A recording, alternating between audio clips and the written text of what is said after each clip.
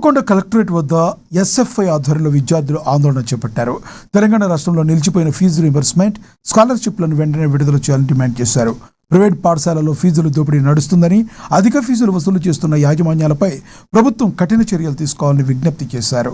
రాష్ట్రంలో తక్షణమే ఫీజు నియంత్రణ చట్టాన్ని తీసుకురావాలని, ప్రభుత్వ అనుమతి లేకుండా నడుస్తున్న ప్రైవేట్ స్కూళ్లను సీజ్ చేయాలని నినాదాలు చేశారు. దీనిపై మరిన్ని వివరాలు మా ఏఎన్ఎన్ ప్రతినిధి మౌనీష్ అందిస్తారు. తెలంగాణ రాష్ట్రంలో ఫీజు నియంత్రణ చట్టం తీసుకురావాలి. అదేవిధంగా ప్రభుత్వ అనుమతి లేనటువంటి పాఠశాలలను మూసివేయాలి. అదేవిధంగా అధిక ఫీజులు వసూలు చేస్తున్నటువంటి ప్రైవేట్ విద్యాసంస్థలపైన చట్టపరమైన చర్యలు తీసుకోవాలంటూ నేడు ఎస్ఎఫ్ఐ ఆధ్వర్యంలో హన్మకొండ కలెక్టరేట్ వద్ద ఆందోళన కార్యక్రమం చేపడుతున్నారు.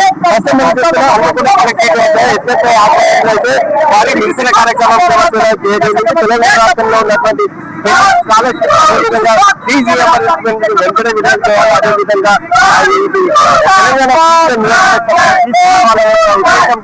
నిరసన కార్యక్రమం చేపడుతుంది. మనతో ఎస్ఎఫ్ఐ కార్యక్రమం దర్శనం వారితో మాట్లాడడం. చెప్పండి, అసలు ఏంటి తెలంగాణ రాష్ట్రంలో ఫీజు పెండింగ్ స్కాలర్షిప్ అయినా అదేవిధంగా అధిక ఫీజులు వసూలు చేసిన దీనిపై ఏ విధంగా ముందుకు?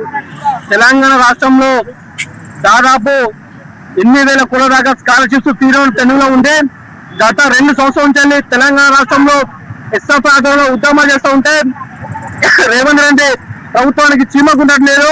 ఈ రోజు రాష్ట్రానికి విద్యాశాఖ మంత్రి లేకపోవడం వల్ల రాష్ట్రంలో విద్యారంగ సమస్యలు ఎక్కడ గమ్మునే అక్కడే వేసినట్టుగా ఉన్నది.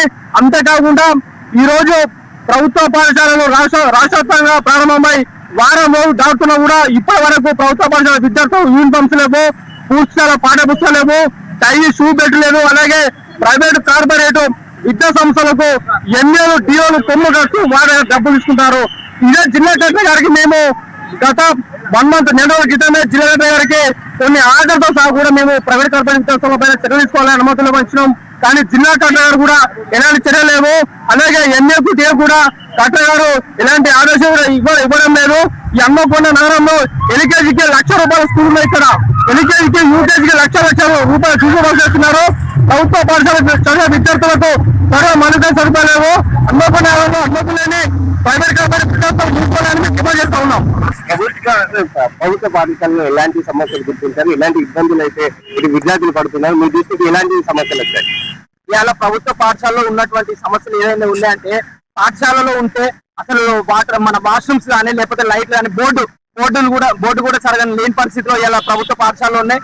దానికి తోడు ఈ ఎంఏఓ కానీ లేకపోతే డిఓ కానీ వీళ్ళు ఏం చేస్తున్నారంటే ప్రైవేట్ కార్పొరేట్ సంస్థల కొమ్ము కాస్తూ వేలు ఫీజులు తీసుకున్నా కూడా వాళ్ళని పట్టించుకొని పాపనుకోలేదు.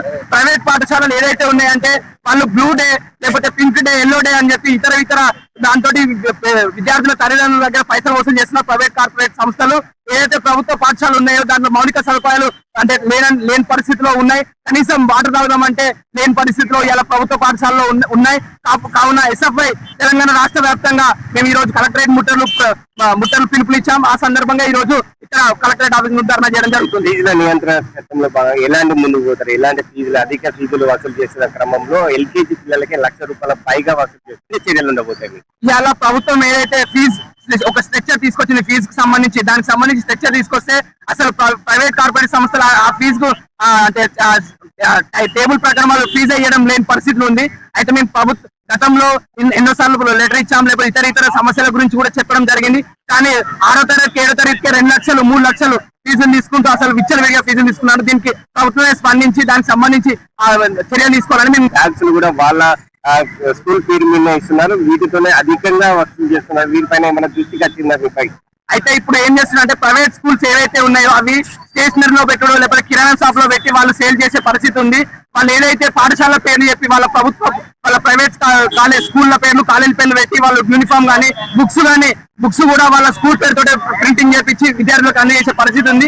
దాన్ని అరికట్టకపోతే దీనికి పూర్తి బాధ్యత డిఓ వారు లేకపోతే ఎంఈఓ వారు స్పందించాలని మేము కోరుకుంటున్నాం. ఇది ఎంఈఓ డిఓ అదే వీరి యొక్క నిర్లక్ష్యం కారణంగానే ఇక్కడ అధిక ఫీజులు వసూలు చేస్తూ ఫీజులు అదే నియంత్రణ చట్టం తీసుకురావాలి. అదేవిధంగా పెండింగ్ తెలంగాణ రాష్ట్రంలో ఉన్నటువంటి పెండింగ్ స్కాలర్షిప్ ఫీజు వెంటనే విడుదల చేయాలంటే ఎస్ఎఫ్ఐ ఆధ్వర్యంలో మీరు ఆందోళన కార్యక్రమం చేపట్టారు. అదేవిధంగా అధిక ఫీజులు అయితే వసూలు చేసినటువంటి ఇటు స్కూళ్ల పైన అదేవిధంగా ప్రభుత్వ అనుమతి లేనటువంటి స్కూళ్ల పైన చట్టపరమైన చర్యలు తీసుకోవాలి.